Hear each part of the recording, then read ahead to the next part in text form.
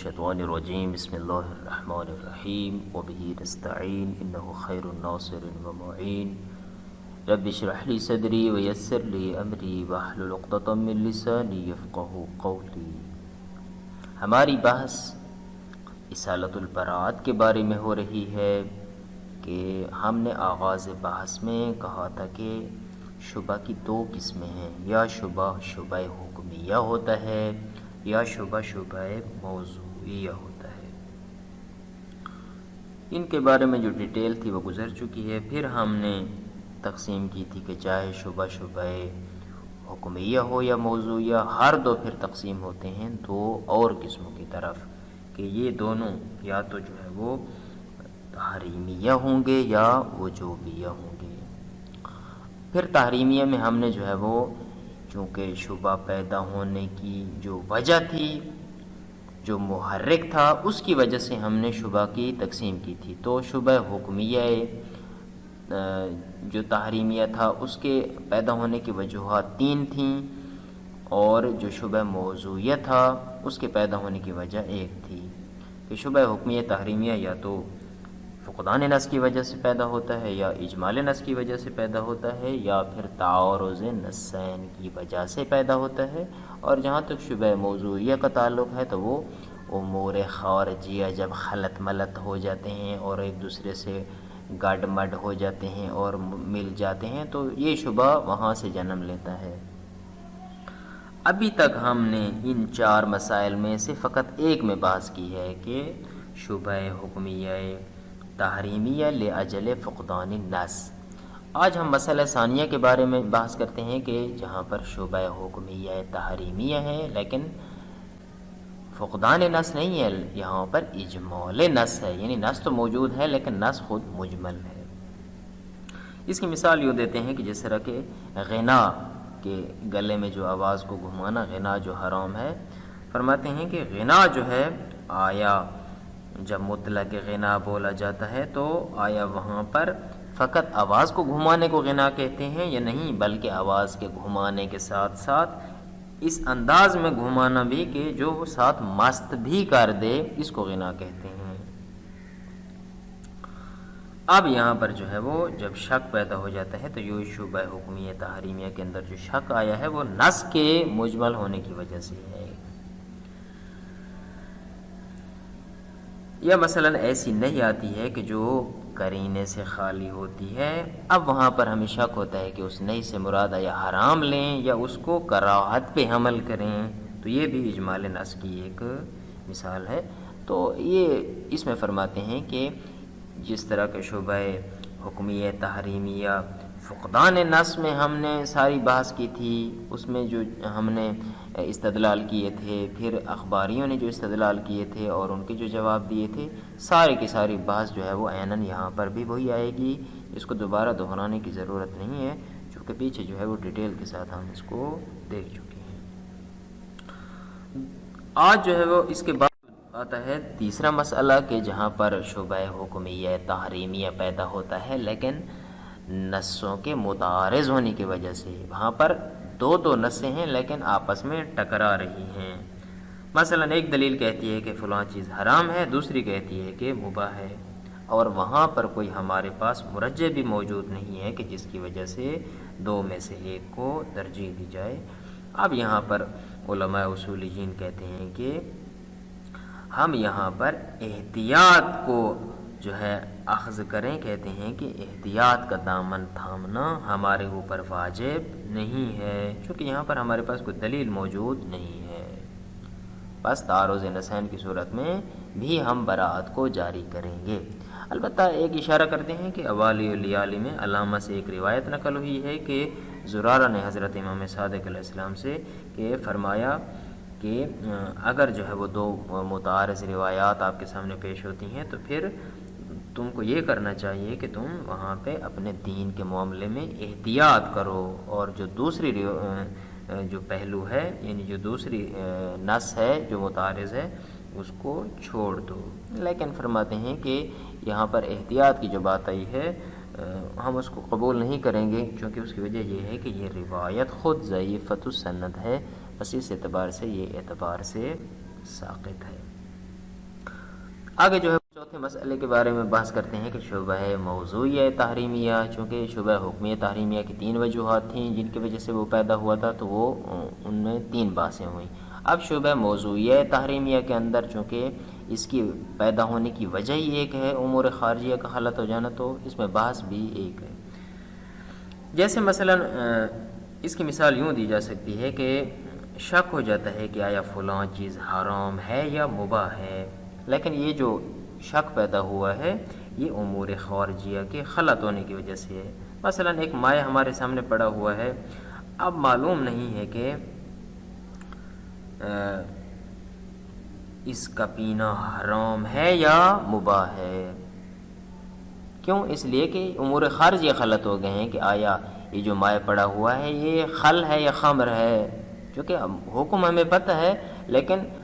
اب حکم کو تطبیق دینا ہے امور خارجیہ پر، تو وہ جو مائع ہمارے سامنے پڑا ہوا ہے وہ خود متردد ہو گیا ہے، تو امور خارجیہ کی وجہ سے حکم بھی آٹومیٹک، موضوع بھی جو ہے وہ متردد ہو گیا ہے۔ اب یہاں پر جو ہے وہ اس میں حکم یہ ہے کہ یہاں پر بھی ہم اباحہ کو جاری کریں گے، یعنی یہاں پر بھی ہم براءت کو جاری کریں گے، کیونکہ اس کے بارے میں جو ہے وہ بہت ساری روایات میں موجود ہیں۔ مثلا کل شیء لک حلال حتی تعلم انہ حرام بعینہ، اور روایات کے علاوہ اگر ہم دلیل عقلی کا سہارا لیں تو اس کے ذریعے سے بھی ہم براءت کو ثابت کر سکتے ہیں۔ دلیل عقلی کیا ہے؟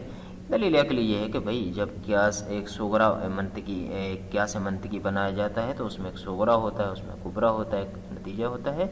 تو یہاں پر اگر یوں قیاس بناتے ہیں تو یہاں پر جو صغرا ہے وہ موجود نہیں ہے۔ کیسے؟ یوں بنے گا مثلا قیاس کے صغرا یہ ہے کہ یہ جو مائع ہے یہ شراب ہے، اور پھر کبرا یہ بنے گا کہ ہر وہ مائع جو شراب ہو وہ حرام ہے، بس نتیجہ یہ نکلے گا کہ یہ جو مائع پڑا ہوا ہے جو شراب ہے وہ ہمارے اوپر پینا حرام ہے۔ لیکن مسئلہ یہ ہے کہ صغرا یہاں پر جو ہے وہ مسلم نہیں ہے کہ یہ جو مائع پڑا ہوا ہے آیا شراب ہے بھی، یہ شراب نہیں ہے، اسی میں تو شک ہے، امور خارجیہ خلط ہو گئے۔ تو اس اعتبار سے ہم یہ کہہ سکتے ہیں کہ آپ اگر قضیہ بھی بنانا چاہیں اور اس کی حرمت کو ثابت کرنا چاہیں تو نہیں کر سکتے ہیں، چونکہ ہمارے پاس صغرا موجود نہیں ہے، اور فقط کبرا کی بنیاد پر جو ہے وہ ہم اس کو حرام قرار نہیں دے سکتے ہیں، اور احتیاط جو ہے وہ اس کو واجب نہیں قرار دے سکتے۔ پس ثابت یہ ہوا ہے کہ جس طرح کہ شبہ حکمیہ تحریمیہ کے اندر ہر تینوں جگہوں پر اجمال نص ہو، چاہے تعارض نصین ہو، چاہے جو ہے وہ فقدان نص ہو، ہم برات جاری کرتے تھے، اسی طرح شبہ موضوع تحریمیہ کے اندر بھی ہم برات جاری کریں گے، اور دلیل کے طور پہ جو ہے وہ روایات بھی جو ہے وہ موجود ہیں ہمارے پاس، اور ہمارے پاس جو ہے وہ دلیل عقلی بھی موجود ہے۔ مقام ثانی میں جو ہے وہ فرماتے ہیں کہ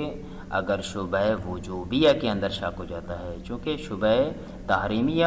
وہ ہم پڑھ چکے، اس کے 4 مورد تھے، اسی طرح شبہ وجوبیہ میں بھی 4 مورد جو ہے وہ فرض ہو سکتے ہیں، جن میں سے 3 جو ہے ان کا تعلق شبہ حکمیہ تحریمیہ سے ہے، اور جو چوتھا ہے اس کا تعلق جو ہے وہ شبہ موضوعیہ سے ہے۔ تو اس میں کوئی زیادہ چیز نہیں تھی تاکہ ان کو علیحدہ بیان کیا جاتا، تو اس میں یہ ہوتا ہے کہ شبہ حکمیہ وجوبیہ کیوں پیدا ہوا؟ فقدان نص کی وجہ سے۔ مثلا چاند کو دیکھ کر دعا پڑھنا، یا مثلا جو ہے وہ ماہ رمضان کا آیا چاند نظر آیا ہے یا نہیں تاکہ روزہ رکھا جائے، تو اس اعتبار سے یہ جو شبہ پیدا ہوا ہے ہمارے پاس یہ نص کے فاقد ہونے کی وجہ سے ہے، تو یہاں پر بھی جو ہے وہ علماء قائل ہیں کہ برات جاری کریں گے۔ اسی طرح شبہ حکمیہ وجوبیہ اجمال نص کی وجہ سے جو پیدا ہوتا ہے، جیسا کہ مثلا لفظ امر جو ہے مشترک ہے کس کے درمیان، کہ وجوب پر بھی دلالت کرتا ہے اور کبھی کبھار استحباب پر بھی دلالت کرتا ہے، تو اب یہاں پر خود نص کیا ہو گئی ہے، مجمل ہو گئی ہے کہ وہ جو صیغہ امر آیا پڑا ہے اس کو کس پہ حمل کریں، تو یہاں پر بھی جو ہے وہ اصولی برات کو جاری کرتے ہیں، اور وجوب جو ہے وہ وہاں سے نہیں سمجھتے ہیں بلکہ استحباب سمجھتے ہیں۔ اسی طرح اگر شبہ حکمیہ وجوبیہ ہو تعارض نصین کی وجہ سے، مثلا 2 خبریں جو ہیں وہ آپس میں متعارض ہو جاتی ہیں، ایک کہتی ہے کہ انجام دو، دوسری کہتی ہے کہ مباح ہے، اور وہاں پر بھی اگر مرجح ہمارے پاس موجود نہیں ہے تو وہاں پر بھی اصولیین کا نظریہ یہ ہے کہ ہم برات جاری کریں گے۔ اسی طرح آخر میں جو شبہ موضوعیہ ہے کہ جہاں پر امور خارجیہ جو ہے وہ مخلوط ہو جاتے ہیں، تو آیا وہاں پر ہم وجوب کو سمجھیں گے یا وجوب کو نہیں سمجھیں گے؟ تو فرماتے ہیں کہ اس کی مثال جیسے مثلا ایک بندے کو شک ہوتا ہے کہ وہ جو نماز مجھ سے چھوٹی ہے آیا ایک نماز تھی یا دو نمازیں تھیں، تو کہتے ہیں کہ ان میں بھی وہ یہ حکم لگائے گا کہ ایک نماز تھی، یہاں بھی برات جاری کرے گا دوسری کے اس میں۔ تو یہ جو شبہ حکمیہ چاہے ہو، چاہے شبہ وجوبیہ ہو، چاہے شبہ جو موضوعیہ ہو، ہر دو میں جو ہے وہ چاروں صورتوں میں جو ہے کیا ہے برات کو جو ہے وہ جاری کیا جاتا ہے۔ ترجمہ انتہائی آسان ہے۔ المسئلۃ الثانیۃ الشبہۃ الحکمیۃ التحریمیۃ لاجمال النص، دوسرا مسئلہ جو ہے وہ شبہ حکمیہ تحریمیہ کے بارے میں ہے کہ جہاں پر نص مجمل ہوتی ہے۔ کیسے؟ اذا تردد الغناء المحرم بین کونہ مطلق الترجیع او الترجیع المطرب، مثلا غناء جو ہے وہ جس کو حرام قرار دیا گیا ہے وہ ہمارے لیے مشکوک ہو جاتا ہے کہ آیا غنا سے مراد جو ہے وہ والا غنا ہے کہ جس میں فقط آواز کو گھمانا ہوتا ہے، یا آواز کے گھمانے کے ساتھ ساتھ المطرب یعنی وہ مست کرنے والا بھی ہو، اس کو غنا کہتے ہیں۔ فیکون ترجیع المطرب قطعی الحرمہ، پس یہاں پر وہ غنا کے جو کیا ہے ترجیح بھی اس میں ہے، گھمانا بھی ہے، اور مطرب بھی ہے، مست بھی کرتا ہے، وہ تو قطعی الحرمہ ہے۔ لیکن وہ ترجیح و بلا طرب، لیکن وہ جو ترجیح تو ہے اس میں گھمانا تو ہے لیکن طرب نہیں ہے، وہ مشکوک الحکم، اس میں حرمت مشکوک ہے۔ فیکون مجرى البراءۃ، بس یہاں پر ہم براءت جاری کریں گے۔ ومثلہ النہی المجرد عن القرینۃ، اسی کی مثال جو ہے وہ والی نہیں ہے کہ جو ہر طرح کے قرینے سے خالی ہوتی ہے۔ مثلا اذا قلنا باشتراکہ بین الحرمت والکراہۃ، مثلا کہ جب ہم قائل ہو جاتے ہیں کہ کہتے ہیں کہ آیا ایک چیز جو ہے وہ حرام ہے یا مکروہ ہے، تو اس کا بھی عیناً وہی ہے کہ چونکہ نص مجمل ہو گئی ہے تو وہاں پر بھی یہ مجرائے برات ہے۔ والحکم فی هذه المسألة حکم ما ذکر فی المسألة الاولى، کہتے ہیں کہ اس مسئلہ میں اجمال نص والے میں بھی بعین ہی وہی چیزیں ہیں ساری کی ساری کہ جو ہم فقدان نص والے میں پڑھ چکے ہیں کہ من البراءۃ عن الحرمۃ، کہ جس طرح کہ ہم حرمت سے برات جاری کرتے ہیں۔ والادلۃ المذکورۃ من الطرفین، اور جو اصولیوں نے دلیلیں قائم کی تھیں اور اخباریین نے دلیلیں قائم کی تھیں ساری کی ساری وہ یہی ہیں، اور اشکالاً و جواباً، ان کے اشکالات بھی ہیں اور ان کے جوابات بھی جو ہے وہ سارے کے سارے موجود ہیں۔ المسألۃ الثالثہ، تیسرے مسئلہ میں فرماتے ہیں الشبہۃ الحکمیۃ التحریمیۃ لتعارض النصین، کہ جہاں پر شبہ حکمیہ تحریمیہ پیدا ہوتا ہے، کیوں؟ چونکہ وہاں پر نصیں ایک دوسرے سے ٹکرا رہی ہیں۔ اذا دل دلیل علی الحرمۃ ودل دلیل آخر علی الاباحہ، کہتے ہیں کہ ایک دلیل دلالت کرتی ہے کہ ایک چیز جو ہے وہ حرام ہے، اور دوسری دلیل جو ہے وہ آ کر دلالت کرتی ہے کہ مثلا فلاں شے مباح ہے۔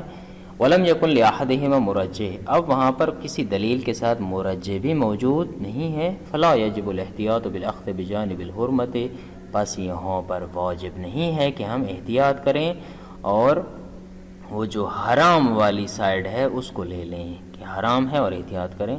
کیوں؟ لعدم دلیل علیہ، چونکہ یہاں پر حرمت کو لے لیں اس پر کوئی دلیل موجود نہیں ہے، بس احتیاط نہیں ہے۔ نعم ورد الاحتیاط فی روایت وردت فی عوالی، کہتے ہیں کہ جی ہاں ایک روایت ہے ہمارے پاس کہ جو کتاب عوالل للعالی اس میں نقل ہوئی ہے کہ علامہ فرماتے ہیں کہ یہ روایت جو اس کی نسبت ہے وہ الی زرارہ ان مولانا ابی جعفر علیہ السلام کے زرارہ نقل کرتے ہیں امام صادق علیہ السلام سے کہ انہ قال فی الخبرین المتعارضین، کہ انہوں نے دو متعارض خبروں کے بارے میں فرمایا فخذ بما فیہ الحائط لدینک واترک الاخر، کہ ان دو متعارض روایتوں میں جس میں احتیاط ہو تیرے دین کے لیے اس کو لے لے اور جو دوسری ہے اس کو چھوڑ دے۔ لیکن وہ روایت ضعیفۃ سند لا یحتج بہا، لیکن روایت جو ہے اس کی سند ضعیف ہے، اس کے ذریعے سے احتجاج نہیں ہو سکتا۔ المسألۃ الرابعہ شبہۃ الموضوعیت التحریمیہ، چوتھا مسئلہ جو ہے وہ شبہ موضوعیہ تحریمیہ کے بارے میں ہے۔ کیسے؟ اذا دار الامر بین کون شیء حراما او مباحا، یہ معاملہ دائر ہو جاتا ہے کہ آیا ایک چیز حرام ہے یا مباح ہے، کیوں؟ اس لیے کہ لاجل الاشتباہ فی بعض الامور الخارجیہ، چونکہ شبہ موضوعیہ کے اندر اس لیے شبہ پیدا ہوتا ہے کہ بعض امور خارجیہ مشتبہ ہو جاتے ہیں۔ کما اذا شک فی حرمت شرب مائے او اباحتہ، مثلا شک ہوتا ہے کہ آیا فلاں مائے جو پڑا ہوا ہے آیا اس کا پینا حرام ہے یا مباح ہے، کیوں؟ لتردد فی انہ خل و خمر، چونکہ متردد ہے اس بات میں کہ وہ خل ہے یا خمر ہے، خل ہے تو حلال ہے، خمر ہے تو حرام ہے۔ فالظاہر عدم الخلاف، بس یہاں پر بھی ظاہراً یہ ہے کہ علماء میں اختلاف نہیں ہے کہ فی ان مقتضی الاصل الاباحہ، کہ اصل کا مقتضی یہ ہے کہ یہاں پر بھی ہم اس حالت الاباحہ جاری کریں گے، للاخبار الکثیرۃ فی ذلک، چونکہ یہاں پر بہت سارے روایات ہمارے پاس موجود ہیں، جس طرح کہ امام علیہ السلام فرماتے ہیں کل شیء لک حلال حتی تعلم انہ حرام بعینہ فتدعہ، کہ ہر ایک چیز تیرے لیے حلال ہے یہاں تک کہ تو عیناً اس کو نہ جان لے کہ وہ حرام ہے، اگر جان لے تو پھر اس کو چھوڑ دے۔ بس یہاں پر ہم اباحہ جاری کریں گے۔ وَيُمْكِنُ الْإِسْتِدْلَالُ عَلَى الْبَرَاءَةِ بِالدَّلِيلِ الْعَقْلِ، ممکن ہے کہ یہاں پر اباحہ کو ثابت کرنے کے لیے اور براءت کو جاری کرنے کے لیے روایات کے ساتھ ساتھ دلیل عقلی جو ہے وہ اس کا بھی سہارا لیں۔ وہ کیا ہے؟ ان الاحتجاج لا يتم بالعلم بالكبرى وحدہ، کہتے ہیں کہ یہ جو آپ حجت قائم کر رہے ہیں یہ فقط کبرا کے علم کے ساتھ تام و تمام نہیں ہوتی، بلکہ صغرا کا ہونا بھی ضروری ہے۔ کبرا کیا ہے؟ وہ ان الخمر حرام، کہ خمر کیا ہے؟ حرام ہے۔ کب تک نہیں ہوگی؟ ما لم ينضم الیہ العلم بالصغرى، جب تک صغرا کا علم اس کے ساتھ منظم نہ ہو۔ ففی المقام، بس یہاں پر کیا ہے؟ الکبرى محرزتاً، کبرا تو محرز ہے وہ یقینی ہے، لیکن دون الصغرى، صغرا جو ہے وہ محرز نہیں ہے۔ کہ کبرا محرز ہے کہ یہ شراب حرام ہے، لیکن آیا یہ بھی شراب ہے یا نہیں ہے جو صغرا ہے؟ کہتے ہیں یہ محرز نہیں ہے۔ جب محرز نہیں فلا يحتج بالکبرى المجردۃ علی العبد، بس کسی بھی عبد پر جو ہے وہ مولا کی طرف سے فقط کبرا کی بنیاد پر جو ہے وہ احتجاج کرنا، کہتے ہیں یہ درست نہیں ہے۔ المقام الثانی، دوسرا مقام، چونکہ پہلا مقام جو ہے وہ شبہ تحریمیہ کے بارے میں تھا، اب دوسرا مقام الشک فی شبہۃ الوجوبیہ، شبہ وجوبیہ میں شک ہو جائے۔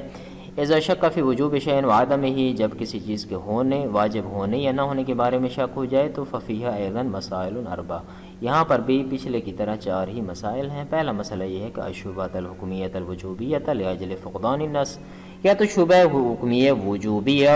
پیچھے تحریمیہ تھا یہاں پر وجوبیہ لگائیں گے، شبہ حکمیہ وجوبیہ پیدا ہوگا چونکہ نص نہیں ہے، جس طرح کہ مثلا دعا عند رؤیت الہلال، مثلا چاند کو دیکھ کر دعا پڑھنا آیا واجب ہے یا واجب نہیں ہے۔ اب الاستحلال فی شہر رمضان، یا مثلا کسی چاند میں شک ہوتا ہے کہ آیا یہ ماہ رمضان کا ہے یا ماہ رمضان کا نہیں ہے یا شوال کا ہے۔ دوسرا جو ہے وہ الشبہۃ الحکمیۃ الوجوبیۃ لاجل اجمال النص، یا شبہ حکمیہ وجوبیہ پیدا ہوتا ہے نص کے مجمل ہونے کی وجہ سے۔ حکم ان کا آخر میں بیان کریں گے، ابھی تک جو ہے وہ فقط ان کو ایکسپلین کر رہے ہیں۔ کا اشتراک لفظ الامر بین الوجوب والاستحباب، مثلا ایک لفظ امر مشترک ہے وجوب اور استحباب میں، اب جو ہے وہ شک ہوتا ہے کہ آئے اس کو وجوب پہ عمل کریں یا استحباب پہ۔ جیم یہ ہے کہ الشبہۃ الحکمیۃ الوجوبیۃ لاجل تعارض النصین، شبہ حکمیہ وجوبیہ پیدا ہوتا ہے، کیوں؟ اس لیے کہ وہاں پر 2 نصیں آپس میں ٹکرا رہی ہیں۔ کما فی الخبرین المتعارضین احدہما یامر، جس طرح کہ مثلا 2 متعارض روایتوں میں یہ ہوتا ہے کہ ایک حکم دے رہی ہوتی ہے والآخر یبیح، اور دوسری مباح قرار دے رہی ہوتی ہے۔ ولم یکن لاحدہما مرجح، اور وہاں پر 2 میں سے کسی ایک کے لیے مرجح بھی موجود نہیں ہے۔ دال یہ ہے کہ الشبہۃ الموضوعیۃ، چونکہ شبہ حکمیہ کے 3 وہ محرکات تھے تو ان کی وجہ بھی 3 شکیں بھی 3، اب اس موضوعیہ کی ایک ہی ہے تو اس وجہ سے اب اس کا بھی جو مسئلہ ہے وہ ایک ہی ہے کہ الشبہۃ الموضوعیۃ لاجل الاشتباہ فی بعض الامور الخارجیہ، کہ شبہ موضوعیہ پیدا ہوتا ہے، لیکن کیوں پیدا ہوتا ہے؟ چونکہ بعض امور خارجیہ آپس میں مشتبہ ہو جاتے ہیں۔ کما اذا ترددت الفائتۃ بین صلاۃ او صلاتین، مثلا ایک فائتہ نماز متردد ہو جاتی ہے کہ مجھ سے جو نماز چھوٹی ہے آیا وہ ایک نماز تھی یا 2 نمازیں۔ اب فرماتے ہیں کہ ان سارے جو اوپر گزر چکے ہیں شبہ حکم وجوبیہ، فقدان نص ہے یا اجمال نص ہے یا تعارض نصین ہے یا پھر شبہ موضوعیہ ہو گیا کہ جو امور خارجیہ کے مشتبہ ہونے کی وجہ سے پیدا ہوتا ہے، والحکم فی الجمیع البراءت، ان سب میں حکم لگایا جائے گا کہ یہاں پر اصالت البراء جاری کریں گے، وعدم وجوب الاحتیاط، اور یہاں پر علماء اصولیین کا جو ہے وہ اجماع قائم ہے کہ یہاں پر احتیاط کرنا واجب نہیں ہے۔ بس ثابت یہ ہوتا ہے ساری بات سے کہ شبہ جو ہے وہ چاہے تحریمیہ ہو اس کی 4 صورتیں ہوں، یا پھر شبہ جو ہے وہ وجوبیہ ہو اور اس کی 4 صورتیں ہوں، ان جو ہے وہ 8 صورتوں میں جو ہے وہ اصولیین بہر صورت اصالت البراءت کو جاری کرتے ہیں۔ وصلی اللہ علی سیدنا محمد و آلہ الطاہرین۔